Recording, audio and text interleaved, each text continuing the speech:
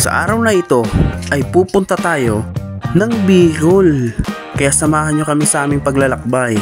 Let's go! Alas 5 ng umaga ay nakalis na kami ng Leyte.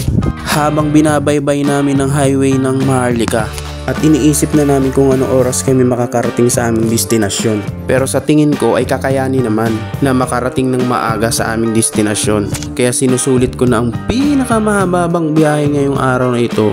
Kaya almost 14 hours, nasa kalsada kami ngayon. Habang tinatanaw yung mga magagandang tanawin dito sa bandang Leyte. Kaya tara, samahan nyo kaming maglakbay sa 14 hours na biyaheng ito. Kaya sobrang enjoy talaga to kasi mahaba-haba ang oras ang gugugulin ko. Kaya wag sanang mainip ang kasama kong backride ngayon. Baka kasi mangalay siyang nakaupo lang.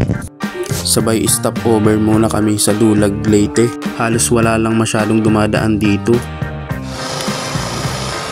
Hello guys, good morning. So, narito kami ngayon sa Dulag, bandang Bisaya. So, galing kami ng Abuyog, Leyte. So, susubukan namin umuwi ng Bicol kasama ang aking munting prinsesa na nandyan. Natutulog kasama ang kanyang inahin. So, pauwi kami ng Bicol. Susubukan namin kung ilang oras biyahe namin. Kasi dahan-dahan lang yung pag-drive namin. So, mahaba yung lalakbayin. Saka dami namin gamit. Yan. So, on the way na kami. So, ang oras ay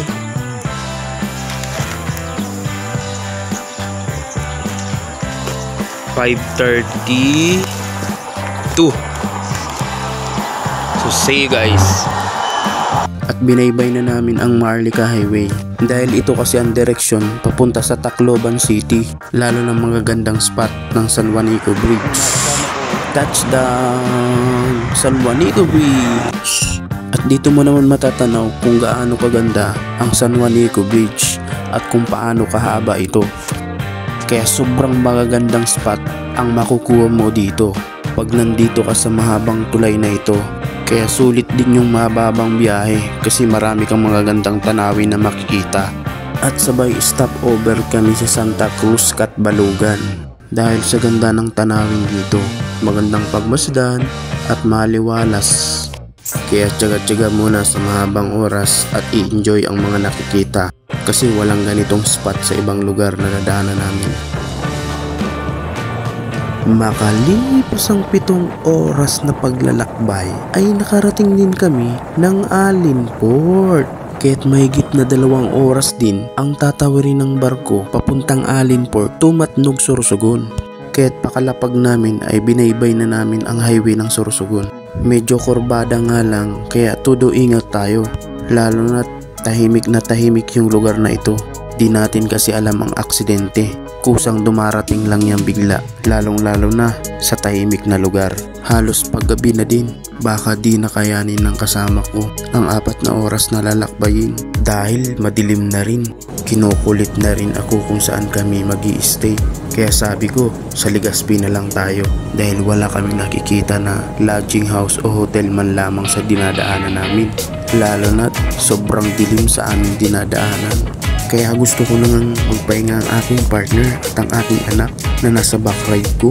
Ang nakakakaba lang kasi dito ay yung bigla kong masiraan bigla. Kaya nga sabi ko, wag naman sana. Kaya nanalangin na lang ako na wala sanang masamang mangyari sa amin. Kaya pag sa Diyos mo iasa, magiging maganda yung resulta. Kaya salamat sa Diyos, pinatnubayan kami sa daan at walang nangyari sa amin kahit sobrang dilim. Yun, nakapagpahinga tayo sa Sampaguita Hotel. Salamat naman at merong bakante para sa amin. Kaya makakares kami ng mahaba-haba dito mismo sa Legazpi City. Makalipas ang 8 oras na tulog, ay inihahanda na namin ang mga gamit dahil 4 na oras pa ang aming lalakbayin papunta ng Naga City, Camarines Sur. Kaya't 11 AM pa lang ay umalis na kami para lang makarating ng maaga sa aming destinasyon. Kaya't doble ingat din sa biyahe, lalo na binibilisan ko. Kaya't gusto ko na kasing makarating sa aming lugar para lang makapagpahinga agad. Kaya't ramdam namin yung sobrang pagod.